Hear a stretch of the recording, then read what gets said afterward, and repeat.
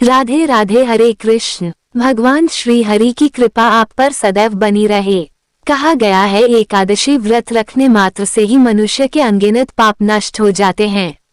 यह व्रत न केवल इस जन्म के बल्कि अनेक पूर्व जन्मों के पापों को भी भस्म कर देता है। यदि कोई भक्त सच्चे मन से अपने किए गए पापों से मुक्ति पाना चाहता है और प्रायश्चित की भावना रखता है तो उसे आज रमा एकादशी की कथा सुनने से पहले भक्ति और श्रद्धा के साथ पापनाशन स्तोत्र का पाठ अवश्य करना चाहिए। तो आइए अपने मन को श्री हरि विष्णु के ध्यान में एकाग्र करें और सच्चे मन से इस पापनाशन स्तोत्र का पाठ करें, जिसके सुनने मात्र से ही आत्मा पवित्र होती है और जीवन में पुण्य का प्रकाश फैल जाता है। हे श्री लक्ष्मी नारायण भगवान, मैं आपके चरणों में नतमस्तक होकर प्रणाम करती हूँ कि अज्ञानवश मोहवश या भूलवश मुझसे जो भी पाप हुए हो उन्हें आप अपनी करुणा से क्षमा करें। हे श्री विष्णु भगवान, आप ही पाप नाशक, आप ही उद्धार करता है। आपके नाम के स्मरण से ही मनुष्य पवित्र होता है। हे प्रभु, मेरे जीवन में भक्ति, सद्बुद्धि और दया का भाव सदा बना रहे। जो भी पुण्य इस पाठ से प्राप्त हो उसे मैं आपके श्री चरणों में समर्पित करती हूँ। महर्षि वेदव्यास जी द्वारा रचित 18 पुराणों में से एक अग्नि पुराण में अग्निदेव द्वारा महर्षि वशिष्ठ को दिए गए विभिन्न उपदेश हैं और इसी के अंतर्गत इस समस्त पापनाशक स्तोत्र के बारे में महात्मा पुष्कर कहते हैं कि मनुष्य चित्त की मलिनता वश चोरी, हत्या, पर स्त्रीगमन आदि तरह तरह के पाप करता है, पर जब चित्त कुछ शुद्ध होता है तब उसे इन पापों से मुक्ति की इच्छा होती है। उस समय भगवान नारायण की दिव्य स्तुति करने से समस्त पापों का प्रायश्चित पूर्ण हो जाता है। इसलिए इस दिव्य स्तोत्र का नाम समस्त पापनाशक स्तोत्र है। महात्मा पुष्कर कहते हैं, सर्वव्यापी श्री विष्णु को सदा नमस्कार है। श्री हरि विष्णु को नमस्कार है। मैं अपने चित्त में स्थित सर्वव्यापी अहंकार शून्य श्री हरि को नमस्कार करता हूँ। मैं अपने मानस में विराजमान अव्यक्त अनंत और अपराजित परमेश्वर को नमस्कार करता हूँ। सबके पूजनीय जन्म और मरण से रहित प्रभावशाली श्री विष्णु को नमस्कार है। श्री विष्णु मेरे चित्त में निवास करते हैं। श्री विष्णु मेरी बुद्धि में विराजमान हैं। श्री विष्णु मेरे अहंकार में प्रतिष्ठित हैं और श्री विष्णु मुझ में भी स्थित हैं। वे श्री विष्णु ही चराचर प्राणियों के कर्मों के रूप में स्थित हैं। उनके चिंतन से मेरे पाप का विनाश हो। जो ध्यान करने पर पापों का हरण करते हैं और भावना करने से स्वप्न में दर्शन देते हैं। इंद्र के अनुज शरणागतों का दुख दूर करने वाले उन पापाहारी श्री विष्णु को मैं नमस्कार करता हूँ। मैं इस निराधार जगत में अज्ञानांधकार में डूबते हुए को हाथ का सहारा देने वाले परात्पर स्वरूप श्री विष्णु के सम्मुख प्रणत होता हूँ। सर्वेश्वर प्रभु कमल नयन परमात्मन ऋषिकेश आपको नमस्कार है। इंद्रियों के स्वामी श्री विष्णु आपको नमस्कार है। हे नरसिंह अनंत स्वरूप गोविंद, समस्त भूत प्राणियों की सृष्टि करने वाले केशव, मेरे द्वारा जो दुर्वचन कहा गया हो अथवा पाप पूर्ण चिंतन किया गया हो, मेरे उस पाप का प्रशमन कीजिए। आपको नमस्कार है। केशव, अपने मन के वश में होकर मैंने जो ना करने योग्य अत्यंत उग्र पाप पूर्ण चिंतन किया है उसे शांत कीजिए। परमार्थ परायण ब्राह्मण प्रिय गोविंद, अपनी मर्यादा से कभी च्युत न होने वाले जगन्नाथ, जगत का भरण पोषण करने वाले देवेश्वर, मेरे पाप का विनाश कीजिए। मैंने मध्याह्न, अपराह्न, सायंकाल एवं रात्रि के समय जानते हुए अथवा अनजाने शरीर, मन एवं वाणी के द्वारा जो पाप किया हो, पुंडरीकाक्ष, ऋषिकेश, माधव, आपके इन 3 नामों के उच्चारण से मेरे वे सब पाप क्षीण हो जाए। हे कमल नयन लक्ष्मीप्ते इंद्रियों के स्वामी माधव, आज आप मेरे शरीर एवं वाणी के द्वारा किए हुए पापों का हनन कीजिए। आज मैंने खाते, सोते, खड़े, चलते अथवा जागते हुए मन, वाणी और शरीर से जो भी नीच एवं नरक की प्राप्ति कराने वाला सूक्ष्म अथवा स्थूल पाप किया हो, भगवान वासुदेव के नाम उच्चारण से वे सब विनष्ट हो जाए। जो परब्रह्म, परमधाम और परम पवित्र हैं, उन श्री विष्णु के संकीर्तन से मेरे सब पाप लुप्त हो जाए। जिसको प्राप्त होकर ज्ञानी जन पुनः लौटकर नहीं आते, जो गंध स्पर्श आदि तन मात्राओं से रहित हैं, श्री विष्णु का वह परम पद मेरे पापों का शमन करें। जो मनुष्य पापों का विनाश करने वाले इस स्तोत्र का पठन अथवा श्रवण करता है, वह शरीर, मन और वाणी जनित समस्त पापों से छूट जाता है। एवं समस्त पाप ग्रहों से मुक्त होकर श्री विष्णु के परम पद को प्राप्त होता है। इसलिए किसी भी पाप के हो जाने पर इस स्तोत्र का जप करें। ये स्तोत्र पाप समूहों के प्रायश्चित के समान है। कृच्छ आदि व्रत करने वालों के लिए भी यह श्रेष्ठ है। स्तोत्र, जप और व्रत रूप प्रायश्चित से संपूर्ण पाप नष्ट हो जाते हैं। इसलिए भोग और मोक्ष की सिद्धि के लिए इनका अनुष्ठान करना चाहिए। प्रिय श्रोताओं, जब पाप नाशन स्तोत्र के पाठ से हम सभी का मन शुद्ध और भाव पवित्र हो चुका है, तो आइए अब श्रद्धा पूर्वक सुनते हैं रमा एकादशी की वह दिव्य कथा जो स्वयं श्री कृष्ण भगवान ने धर्मराज युधिष्ठिर को सुनाई थी। धर्मराज युधिष्ठिर भगवान श्री कृष्ण के मार्गदर्शन से अपनी प्रजा का धर्म पूर्वक पालन कर रहे थे। ऐसे ही आश्विन मास के शुक्ल पक्ष की एकादशी का महात्म्य सुनने के बाद युधिष्ठिर महाराज के मन में जिज्ञासा जागी कि कार्तिक मास के कृष्ण पक्ष की एकादशी के महात्म्य के बारे में भी सुना जाए। तब उन्होंने जैसे ही सच्चे मन से श्री कृष्ण का स्मरण किया, साक्षात श्री कृष्ण उनके महल में पधारे और तब उनका आदर सत्कार करने के बाद धर्मराज युधिष्ठिर ने पूछा, हे श्री कृष्ण, अब आप मुझे कृपया कार्तिक मास के कृष्ण पक्ष की एकादशी की कथा भी सुनाइए। इस एकादशी का क्या नाम है तथा इसमें किस देवता का पूजन किया जाता है और इस एकादशी का व्रत करने से किस फल की प्राप्ति होती है, कृपा करके ये सब विधान पूर्वक कहिए। तब श्री कृष्ण ने कहा, हे धर्मराज, कार्तिक मास के कृष्ण पक्ष की एकादशी का नाम रमा एकादशी है। इसका व्रत करने से सभी पापों का शमन हो जाता है। इसकी कथा सुनाता हूँ, को ध्यानपूर्वक श्रवण करो। एक समय प्राचीन काल में मुच्छुकर नाम का एक राजा राज्य करता था। इंद्र, वरुण, कुबेर, विभीषण आदि उसके मित्र थे। वह अत्यंत सत्यवादी तथा विष्णु भक्त था। उसका राज्य बिल्कुल निष्कंटक था और उसकी चंद्रभागा नाम की एक पुत्री थी, जिसका विवाह उसने राजा चंद्रसेन के पुत्र शोभन से कर दिया। वह राजा एकादशी का व्रत बड़े ही नियम से करता था तथा उसके राज्य में भी सभी कठोरता से इस नियम का पालन करते थे। एक समय की बात है कि शोभन अपनी ससुराल आया हुआ था और वह कार्तिक का पावन मास था। उसी मास में महापूर्णदायिनी रमा एकादशी का व्रत आया। उस दिन सभी व्रत रखा करते थे। चंद्रभागा ने विचार किया कि मेरे पति तो बहुत दुर्बल हैं और कमजोर हृदय के भी हैं। वे भला एकादशी का व्रत किस प्रकार रख सकेंगे, जबकि मेरे पिता के यहाँ तो सभी को एकादशी का व्रत करने की आज्ञा है। मेरा पति राजा की आज्ञा का पालन करेगा तो उसे अत्यंत कष्ट होगा। चंद्रभागा को जिसका डर था वही हुआ। राजा ने दशमी तिथि को आदेश कर दिया कि इस समय उनका दामाद राज्य में पधारा हुआ है, अतः समस्त प्रजा विधान पूर्वक एकादशी का व्रत करें। जब दशमी तिथि आई तब राज्य में ढिंढोरा पिट गया, जिसे सुनकर शोभन अपनी पत्नी के पास गया और कहने लगा, हे प्रिय, अब तुम ही मुझे कोई उपाय सुझाओ, क्योंकि मैं उपवास नहीं कर सकता और अगर मैं उपवास कर भी लूं तो अवश्य ही मारे भूख प्यास के मेरी मृत्यु हो जाएगी। पति की बात सुनकर चंद्रभागा ने कहा, हे स्वामी, मेरे पिता के राज्य में तो एकादशी के दिन कोई भी भोजन नहीं कर सकता। यहाँ तक कि हाथी, घोड़ा, ऊंट, अन्य पशु आदि तक तिनका, अन्न, जल आदि तक ग्रहण नहीं करते। तो फिर भला मनुष्य कैसे भोजन कर सकते हैं?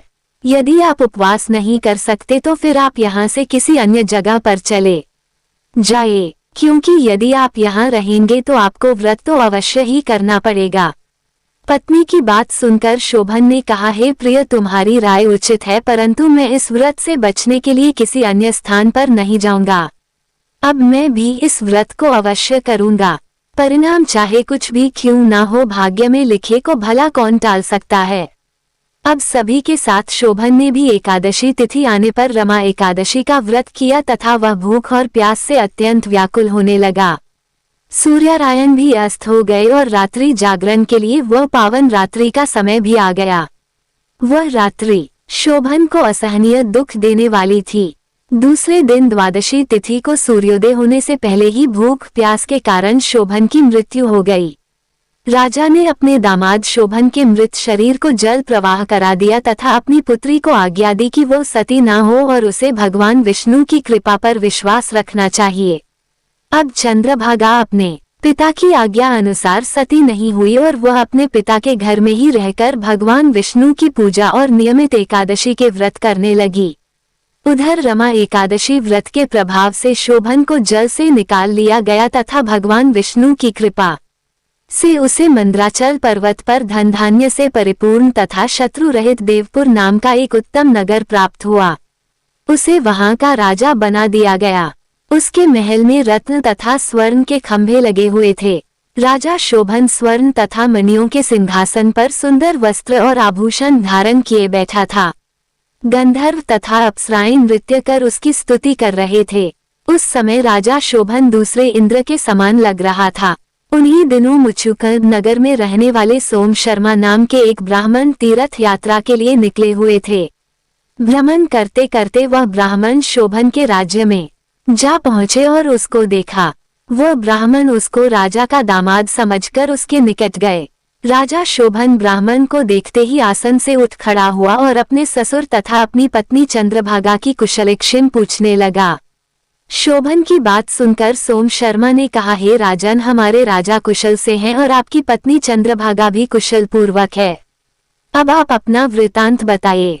आपने तो रमा एकादशी के दिन अन्न जल ग्रहण ना करने के कारण प्राण ही त्याग दिए थे और मुझे तो ये देखकर बड़ा आश्चर्य लग रहा है कि ऐसा विचित्र और सुंदर नगर जिसको ना तो मैंने पहले कभी देखा और ना सुना, आपको भला किस प्रकार प्राप्त हो गया। तब शोभन ने कहा, हे ब्राह्मण देवता, ये सब कार्तिक मास के कृष्ण पक्ष की रमा एकादशी के व्रत का ही फल है।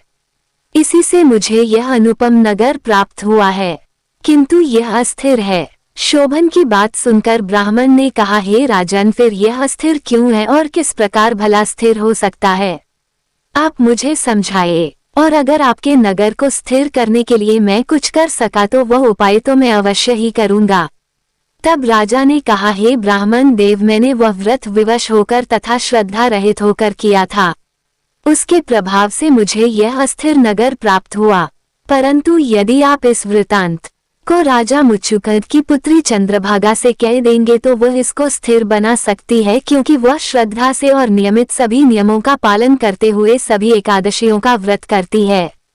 राजा शोभन की बात सुनकर ब्राह्मण अपने नगर को लौट आए और उन्होंने चंद्रभागा से संपूर्ण वृतांत कह सुनाया।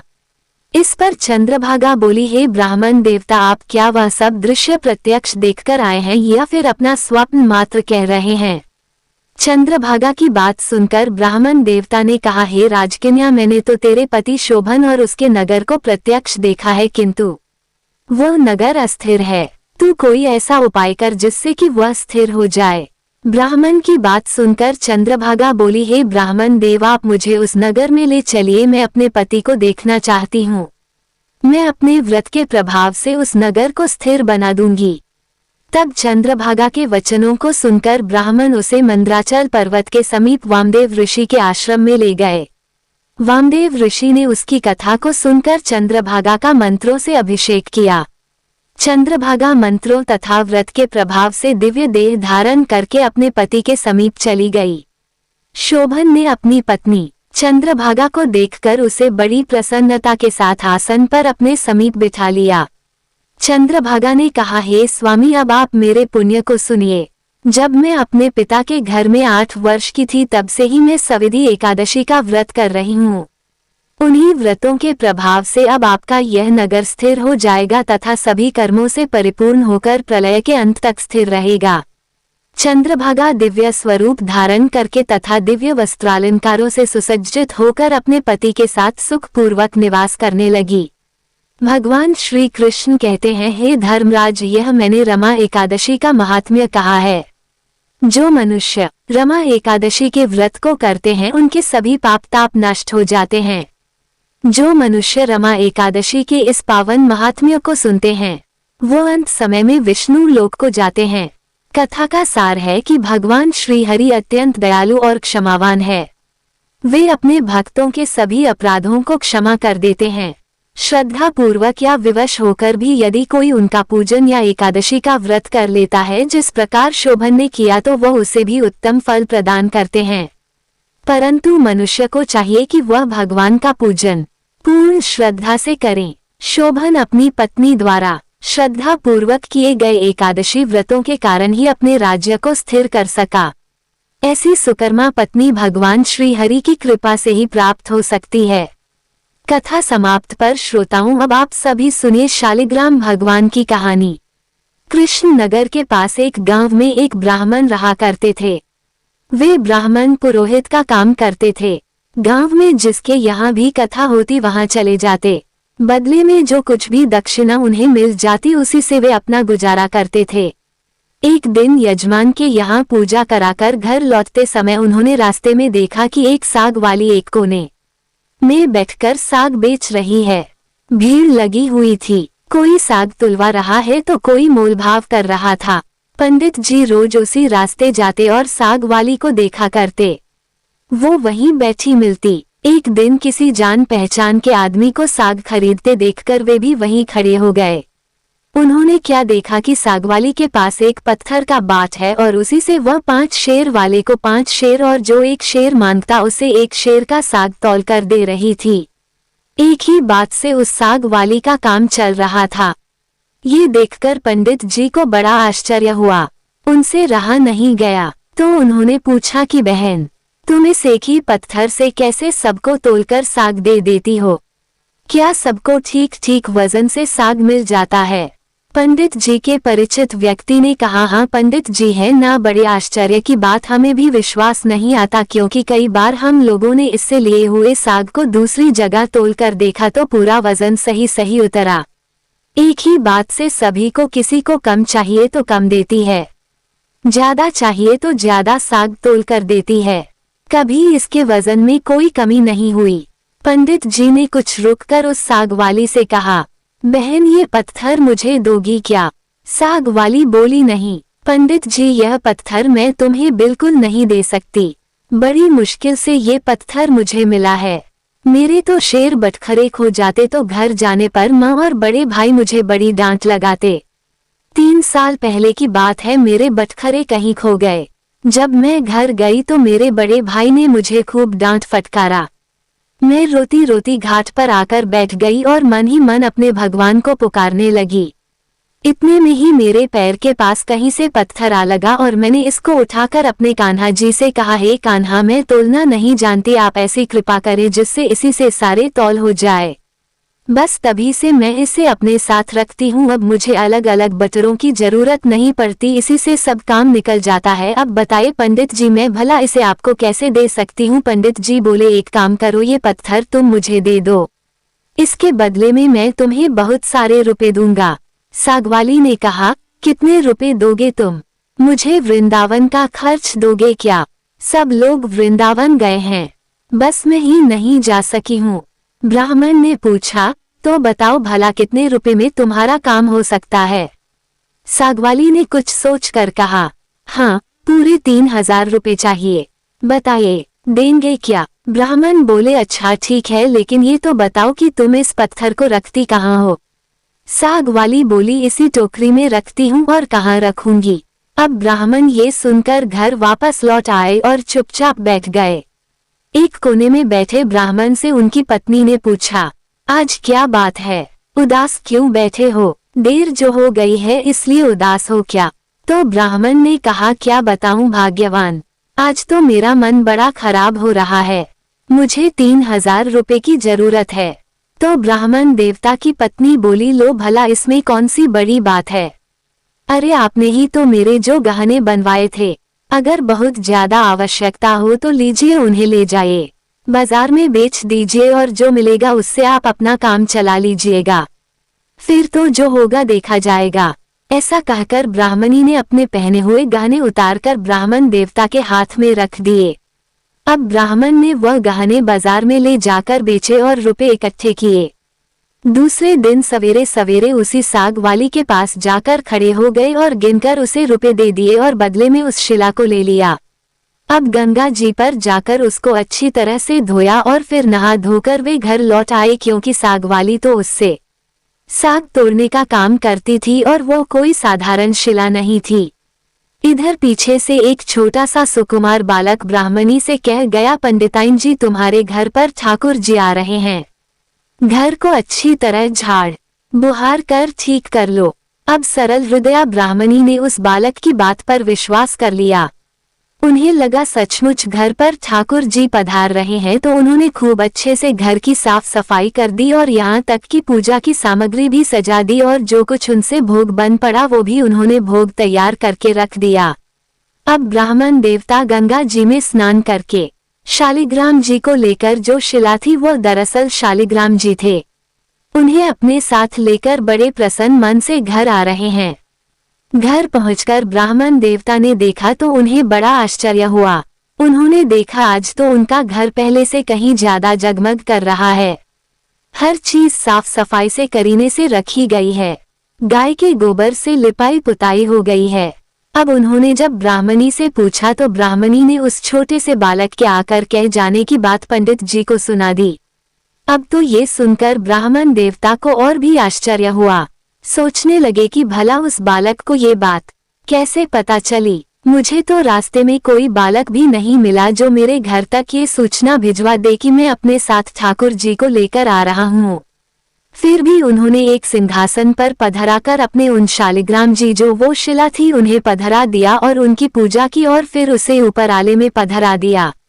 रात को सपने में भगवान ने दर्शन दिए और कहा, तू मुझे जल्दी लौटा नहीं तो तेरा भला नहीं होगा, सर्वनाश हो जाएगा। सर्वनाश तो ब्राह्मण देवता सपने में ही कहने लगे, अब तो चाहे जो कुछ भी हो मैं तुमको लौटाऊंगा नहीं। ब्राह्मण घर में जो कुछ भी पत्र पुष्प मिलता अब उसी से शालिग्राम जी की पूजा करने लगे। 2-4 दिन पूजा पाठ चली। 2-4 दिन के बाद भगवान फिर से सपने में आए, फिर से बोले, मुझे फेंका नहीं तो तेरा लड़का मर जाएगा। ब्राह्मण देवता जिद्दी थे, बोले मर जाने दो लेकिन मैं तुम्हें नहीं फेंकूंगा। महीना पूरा बीतने भी नहीं पाया था कि ब्राह्मण देवता का इकलौता पुत्र अचानक चल बसा। ब्राह्मण देवता समझ गए कि उनका स्वप्न झूठा नहीं था, लेकिन फिर भी वे अपने निश्चय पर अडिग रहे। उन्होंने उन शिला को, उन शालिग्राम जी को नहीं फेंका। कुछ दिनों के बाद उन्हें फिर स्वप्न हुआ, अब भी मुझे वापस दे आ नहीं तो तेरी बेटी भी मर जाएगी। दृढ़ निश्चय ब्राह्मण देवता ने पहले वाला ही जवाब दिया, मर जाने दो, कुछ भी हो जाए मैं इन्हें नहीं फेंकूंगा। और सचमुच कुछ दिन बीतने पर ब्राह्मण देवता की इकलौती पुत्री भी मर गई। अब वे संतानहीन हो गए। अब की बार उन्हें फिर स्वप्न आया कि इस बार तुम्हारी पत्नी मर जाएगी। ब्राह्मण देवता ने इस बार भी वही उत्तर दिया और सचमुच कुछ दिनों में उनकी पत्नी भी मर गई। इतने पर भी वह ब्राह्मण देवता अचल अटल रहे। अब तो लोगों ने बहुत समझाया कि पागल हो गया है। एक पत्थर के पीछे ये ब्राह्मण देवता इतने पागल हो गए, इतने दीवाने हो गए कि इन्होंने अपने सारे संतान, अपनी पत्नी तक को खो दिया। लेकिन इस पत्थर में ऐसा क्या है जो इसे फेंकने को तैयार ही नहीं हो रहे, बल्कि वे तो और भी मन से और भी समय लगाकर उन शिला की पूजा करते रहे। कुछ दिनों के बाद उन्हें फिर से स्वप्न आया। स्वप्न में कहा गया, देख अब भी मान जा, मुझे लौटा दे नहीं तो 7 दिनों में तेरे सिर पर बिजली गिरेगी। ब्राह्मण देवता उसी तरह हठी बनकर बोले, तो गिर जाने दो, ज्यादा से ज्यादा क्या होगा, मेरी मृत्यु ही तो हो जाएगी ना, लेकिन मैं तुम्हें उस साग वाले की गंदी टोकरी में वापस नहीं रखने वाला। अब तो ब्राह्मण देवता ने एक मोटे कपड़े में लपेटकर भगवान को बड़ी मजबूती से अपने से ही बांध लिया। अब वो हर समय उन्हें इसी तरह से अपने से बांधे रखते। अचानक एक दिन आसमान में काले काले बादल घूमर आए और जोर जोर से गड़गड़ाहट होने लगी। कड़कड़ा कर बिजली कौधती हुई नजदीक आती, पर पंडित जी के पास आते ही वापस बिजली लौट जाती। अब 3 दिन ही शेष रह गए। एक दिन ब्राह्मण देवता गंगा जी के घाट पर संध्या पूजन कर रहे थे कि 2 सुंदर छोटे छोटे से बालक जल में कूद पड़े। उनमें से एक सांवला सा था और दूसरा गोरे रंग का बालक था। उन दोनों के शरीर पर कीचड़ लिपटा हुआ था और वह इस ढंग से जल में छपाक से कूदे कि बहुत सारा जल उछलकर ब्राह्मण देवता के शरीर पर पड़ गया। ब्राह्मण देवता ने कहा, अरे भैया तुम लोग कौन हो, कहीं इस तरह जल में कूदा जाता है क्या? देखो तो जरा, मेरे शरीर पर जल के छींटे पड़ गए, मैं पूरा भीग गया। अरे मैं तो भीगा ही भीगा, ये देखो मेरे भगवान पर भी छींटे पड़ गए, देखते नहीं मैं पूजा कर रहा था। बालकों ने सुना तो कहने लगे, ओ तुम्हारे भगवान पर भी छींटे लग गए।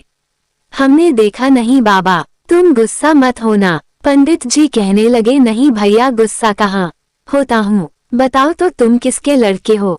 और ऐसा सुंदर रूप तो मैंने कभी नहीं देखा। कहाँ रहते हो भैया? आहा, कैसी अमृत भोली मीठी है तुम दोनों की। तो बालक कहने लगे, बाबा हम तो यहीं रहते हैं। ब्राह्मण देवता कहने लगे, भैया क्या फिर भी मैं कभी तुम लोगों को वापस देख पाऊंगा?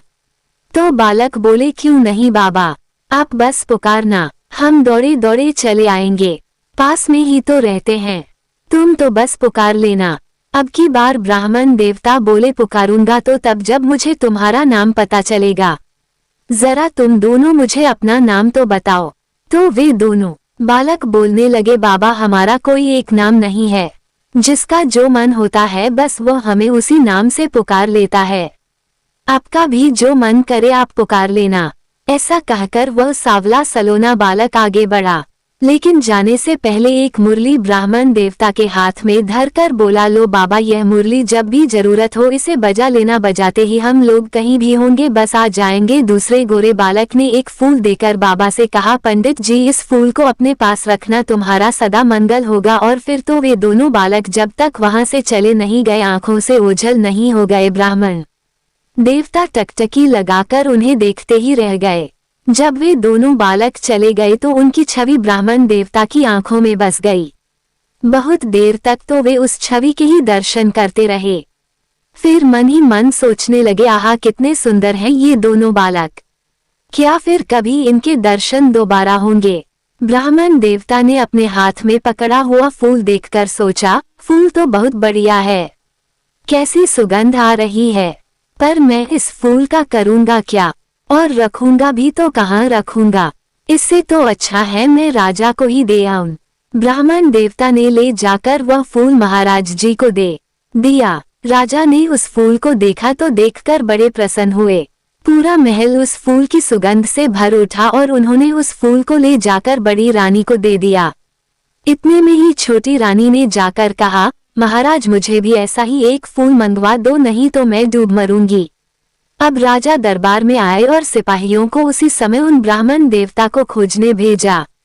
सिपाहियों ने ढूंढते ढूंढते जाकर देखा कि वही ब्राह्मण देवता एक पेड़ की छाया में बैठे हैं और उनके सिर पर एक शिला कपड़े से बंधी हुई है और वे मन ही मन कुछ गुनगुना रहे हैं और मुस्कुरा रहे हैं। तब वे उन ब्राह्मण देवता को राजा के पास फिर से लिवा लाए। राजा ने कहा, ब्राह्मण देवता आपके पास वह फूल कहाँ से आया? मुझे एक और फूल बिल्कुल वैसा ही चाहिए, मुझे अपनी छोटी रानी को देना है। तो पंडित जी बोले, राजन मेरे पास तो बस एक वही फूल था, पर देखता हूँ प्रयास करके शायद दूसरा फूल भी मिल जाए। ऐसा कहकर ब्राह्मण देवता अब उन दोनों बालकों की खोज में निकल पड़े। अचानक उन्हें याद आया कि उस सांवले बालक ने मुझे एक मुरली थमाई थी और यह कहा था कि बाबा इस मुरली को जब भी बजाओगे मैं आपके पास आ जाऊंगा। चलो प्रयास करके देखता हूँ। अब मुरली तो उनसे बजानी आती नहीं थी। उन्होंने जैसे तैसे करके उस मुरली में से कुछ आवाज निकाली। थोड़ी बहुत धुन बजी और मुरली की धुन सुनते ही वही गौर श्याम जोड़ी साक्षात पंडित जी के सामने प्रकट हो गई। अब ब्राह्मण देवता ने एक बार फिर से उन दोनों बालकों को देखा। रूप माधुरी के पान से मतवाले हो गए। कुछ देर के बाद उन्होंने कहा, भैया वैसा ही एक और फूल चाहिए मुझे। मैंने तुम्हारा दिया हुआ फूल राजा को दे दिया था और राजा ने वैसा ही एक और फूल मांगा है। तो गोरे बालक ने कहा, बाबा फूल तो हमारे पास नहीं है। हाँ, परंतु हम तुम्हें एक ऐसी जगह ले जाएंगे जहाँ वैसे ही फूलों का बगीचा खिला है। तुम बस अपनी आंखें बंद करो।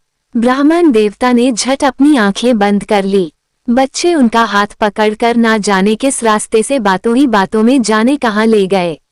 एक जगह पहुंचकर ब्राह्मण देवता से उन्होंने आंखें खोलने को कहा। ब्राह्मण देवता ने आंखें खोली तो देखकर मंत्रमुग्ध रह गए। बड़ा सुंदर स्थान है, चारों ओर सुंदर सुंदर वृक्ष लता आदि पुष्पों की मधुर गंध से सुशोभित है। बगीचे के बीच में एक बड़ा मनोहर महल है। ब्राह्मण ने देखा तो क्या देखते हैं, वे दोनों बालक जो उनका हाथ पकड़ कर यहाँ तक लाए थे, अब वे दोनों बालक गायब हो गए। वे थोड़ी हिम्मत करके आगे बढ़े। महल के अंदर जाकर देखा तो चारों ओर बड़ा ही सुसज्जित और बड़ा ही मनमोहक स्थान था। बीचों बीच एक दिव्य रत्नों का सिंहासन रखा हुआ था। सिंहासन खाली था। ब्राह्मण देवता ने उस स्थान को मंदिर समझकर प्रणाम किया। उनके माथे पर बंधी हुई ठाकुर जी की शिला खुलकर नीचे पड़ गई।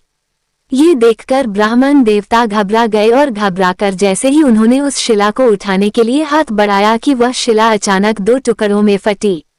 एक दिव्य ज्योति प्रकट हुई और देखते ही देखते उसमें से साक्षात श्री लक्ष्मी नारायण भगवान प्रकट हो गए और उस खाली सिंहासन पर विराजमान हो गए। भगवान नारायण ने मुस्कुराते हुए ब्राह्मण देवता से कहा, हे ब्राह्मण, हमने तुमको कितने दुख दिए पर तुम तो अटल रहे। दुख पाने के बाद भी तुमने हमें कभी नहीं छोड़ा, पकड़े ही रहे और इसी से हम तुम्हें सशरीर यहाँ ले आए हैं। जो भक्त स्त्री पुत्र घर गुरुजन प्राण धन इहलोक और परलोक छोड़कर केवल हमारी शरण में आ जाते हैं, भला हम उन्हें कैसे छोड़ सकते हैं। इधर देखो, ये खड़ी है तुम्हारी सहधर्मणी, तुम्हारी पत्नी। ये रही तुम्हारी पुत्री और तुम्हारा ये पुत्र भी। ये देखो, ये सब भी मुझे प्रणाम कर रहे हैं। अब तुम सबको मेरी प्राप्ति हो गई और तुम्हारी एक की दृढ़ता से तुम्हारा सारा परिवार अब भाव बंधन से मुक्त हो गया है। ये देखकर ब्राह्मण देवता नतमस्तक हो गए। तो यह है भगवान की भक्ति और भगवान की करुणा की कहानी।